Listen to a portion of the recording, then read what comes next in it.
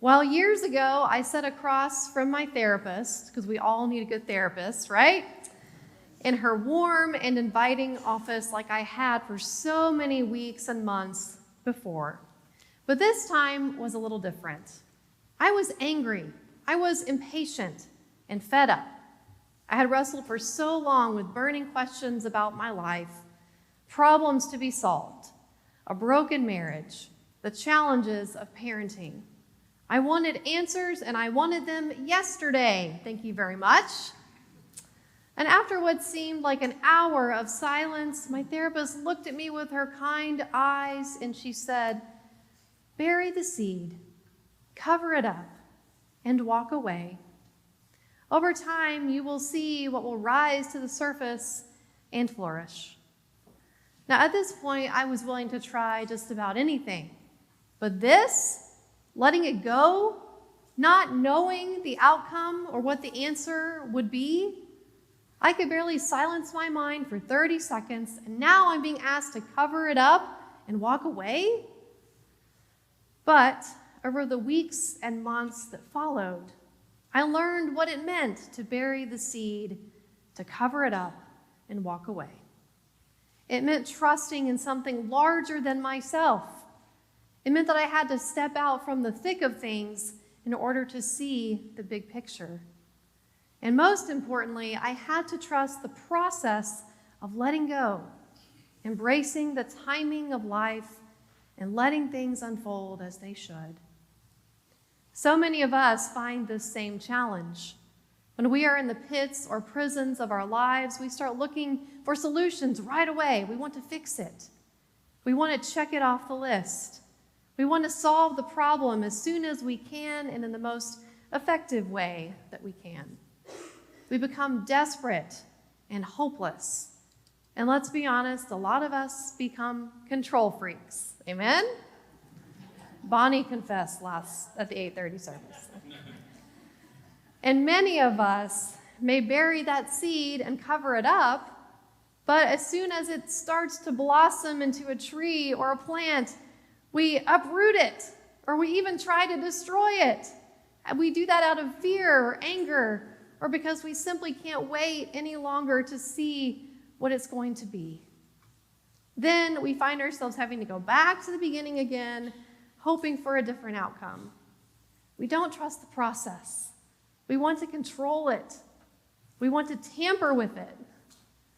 I have been there, and I bet you have too. We meet Joseph today in his 12th year of imprisonment. 12 years. As Pastor Nicole points out in this chapter of her book, she says, I'm guessing he's not sitting around thinking, God, your timing is everything. He's probably not doing that. Last week, we heard about how Joseph asked the cupbearer to remember him, to remember what Joseph had done for him in the dungeon, with helping him with his dream and toward his freedom. But 2 years have gone by, and Joseph is still sitting and waiting, perhaps losing hope, feeling forgotten, feeling as if his life is just wasting away. His faith is faltering. Perhaps he is angry and feeling profound sadness. But God is not done with Joseph yet. I'm guessing that Joseph hated to wait just as much as the rest of us, especially in our world today where we can order food from our iPhones and it shows up on our door, right? Or we can stream our movies or favorite TV shows within seconds. We don't have to wait anymore for the next week to see what's going to happen. Waiting is not something that we are accustomed to these days. But my son, Xavier, who is 6, will never know what it's like to wait for that much anticipated movie to come out on VHS or DVD. VHS, right? He will never know the anguish of waiting another week to see how his favorite TV show will unfold on cable TV. But he does know the anguish, as many of us do, of waiting in line. Just last week, I thought a meltdown was imminent when I took him to a fall festival, and we had to wait in a long line for a balloon animal. Every 5 seconds was another complaint about having to wait. How much longer, Mommy? Why is this taking so long? Why did that person's animal take longer than that one? Why do we have to wait? I want my balloon animal now. But finally, Xavier realized that he had a perfect view of the people making the balloon animals while we waited. So I held his place in line while he ran over to his perch and he watched the people making the balloon animals, and he was entertained. He thought, oh, maybe I can make balloon animals too. So in that process, he learned how to do something. And oftentimes, we struggle to wait because we interpret waiting as punishment or wasting time or an unfortunate spot of boredom. Now, Xavier has a book right now, thanks to Susie Long. Actually, she let me borrow these. And it's about having a boredom spot. And in this book, it helps him understand that being bored is not necessarily a bad thing. As a parent, I know many of you can relate. It's infuriating to hear, I'm bored. This is boring. Especially when my child is surrounded by hundreds of toys, games, books, the TV, Netflix, Minecraft he's into these days. And there's even a playground outside of our house. He says, I'm bored, Mom. Well, when a boredom spot shows up, as this book tells us, it's really a chance to learn something new or to do something creative. It's out of our boredom spots that new ideas are born. When a boredom spot shows up, it's our brain's way of telling us that we have time to learn something new. Now, in today's world where time is a precious commodity, when everyone and everything tries to take our time away, what a gift it is to actually have time to be bored. So don't discount those boredom spots. I tell my son, and I tell myself sometimes, befriend them. Let them work on you a bit. See what comes out of it. Because waiting and boredom sometimes go hand in hand. Waiting feels unjust or unfair, especially when our circumstances are nothing we would have chosen for ourselves. Let's remember that Joseph was framed and put into prison. He had really no real reason to be there. He not only struggled with the hardships of prison life, but he had to face the reality that his punishment was unjust. Yet he had a choice to make. He'd either throw in the towel and give up, letting himself spiral into despair, or he can make the best out of the situation and hold on to hope for a better future. He could choose to believe that God's timing is never wasteful or an act of punishment, but we could see it as an act of grace. It is in these moments of waiting that God prepares us for the seed that will become a tree and the gifts within us that are waiting to be nurtured until they are ready to be known. It is in these moments of waiting that God calls people into our lives to strengthen us, to guide us, and to give us the courage that we need. It is in these moments that God reminds us about the truth of who we really are. Now, there's a person named Brian Stevenson who is an attorney, well known for his work with Black inmates on death row in the South. His book is called Just Mercy. There is a film about him as well. Pastor Nicole shared with me between services that she has been there to do a site visit and to learn more about what has happened in that place. And as a Harvard Law student, Brian had his pick of lucrative jobs. Instead, he went to Alabama to defend men who were wrongly condemned or who were not afforded proper representation. One of Brian's first and most controversial cases was Walter McMillian.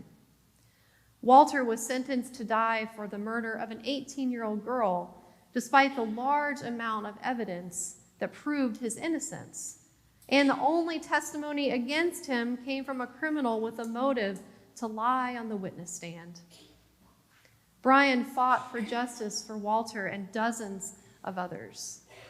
In the film about his life and work, this scene that we're going to watch gives us an idea of the impact that Brian made on Walter's life in a time where he was waiting to find out whether he was going to live or he was going to die. Let's take a look. But these last few days, I can't stop thinking about Miles up there, telling everybody how it went down.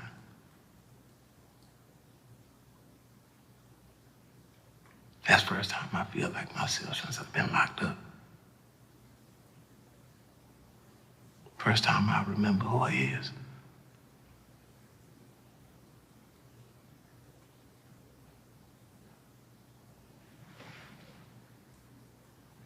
These fools gonna do what they gonna do. But if they take me to that chair tonight, I'm going out smiling. Because I got my truth back.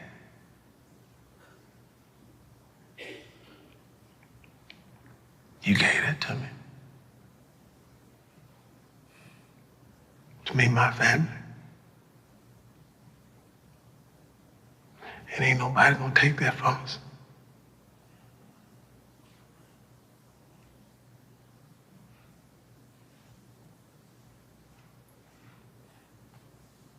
You ain't quitting, is you?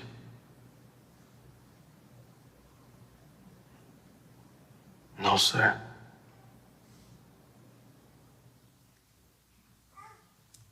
In the midst of painful waiting and the unknown, Walter was able to rediscover his own truth, and in turn, he discovered a reason to hope. In his unjust time of waiting, Walter found strength to carry on through Brian, who reminded him of his strength and his worth. Walter was reminded that Brian was not going to give up on him. I believe that God does this for each of us. When we have found ourselves in the pits and prisons of our lives, we may feel that we have been abandoned or beat down or treated unfairly. But God does not give up on us. We may find hope in those lifelines that God sends our way, and sometimes just at the right time. In Walter's case, he was set free. His innocence was proven, and he was able to reunite with his family and live into his truth. As Joseph spent painful years waiting in prison, God reminded him that he was not alone. He had a gift, and that gift would prove worthy of celebration and eventually his freedom and power. He had the knowledge of knowing that he had made his relationship with those people that Pharaoh had sent in with him, that he made those relationships count. He had shown them kindness and patience and wisdom in helping them understand their dreams. In times that we might feel stuck or bored or impatient, we have to remember to make it count, even when we find ourselves among people that we may never choose to be associated with in the first place. We just never know what person, place, or situation from our past God will use as a way to connect the dots to the big picture that is our lives. I have a friend who is an ethics professor, and at the beginning of each semester, he has all of his students introduce themselves to one another. And there's kind of a groan that goes around the room, especially if it's one of those lecture halls with several hundred people. And that takes a while. But when they are done, he tells them that they are now forever connected. We never know when someone will be the person to help connect a dot in our lives, whether now or later on down the road. The same is true for life circumstances. We never know what situation, however difficult, will hold valuable lessons for our future. One of the most difficult times in my ministry life was when I was asked to serve a church in an extremely rural area. I felt very isolated. My marriage was falling apart. My son, who was only 6 or 7 months old at the time, was very sick and eventually ended up in the hospital. The church was not overly supportive of my family. And every new idea that I presented to them to help them with growth and change was met with an almost hateful resistance. For a while, when I looked back on that year, I felt like it was a waste of time and energy. I thought, well, that only made things worse. That was a really painful detour. It made me doubt my calling, and I lost some faith in people. But as time passed, I was able to name valuable lessons that I learned in that ministry setting. Most importantly, I learned about my own inner strength.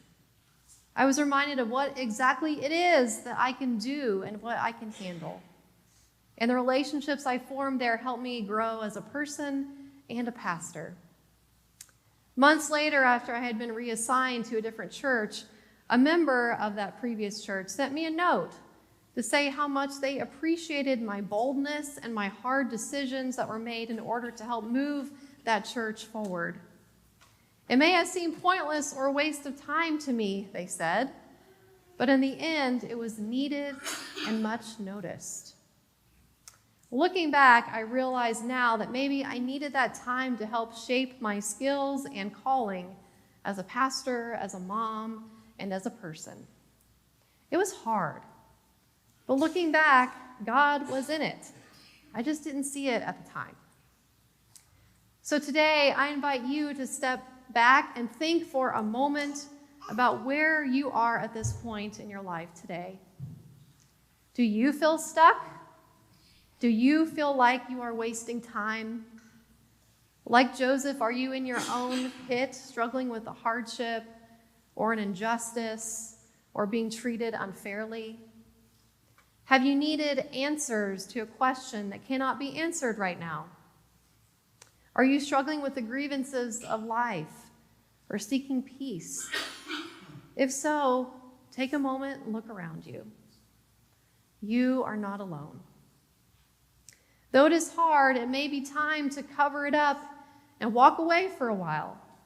To plant that seed, cover it up and walk away. After a while, see what springs forth. Try to let go of control. Instead, be curious about what God is doing beneath the sometimes rugged or seemingly impossible surface of our lives. Give it time. Give it over to God. In God's timing, the truth will be revealed. The seed will flourish. And like Joseph, we will be set free. Like Joseph, we will be empowered by God to use the time we have in bold and powerful ways. As I was thinking about this, I realized that the last time I actually wore a watch was around 7 years ago, before Xavier was born. Since that day, I have not worn a watch. At first, I thought, well, as a new mom, I don't want to have something around my wrist that's annoying me or getting in the way. But since that time, I realized that it's more than that. It's more than that. I stopped looking at my wrist all the time. Time became more about what I made it and how I spent it. I became less concerned about the actual time and more concerned with trusting God with the time that I have. So I wonder, what would happen if each of us set aside our own worry of time and instead we trusted in God to let it unfold? May it be so.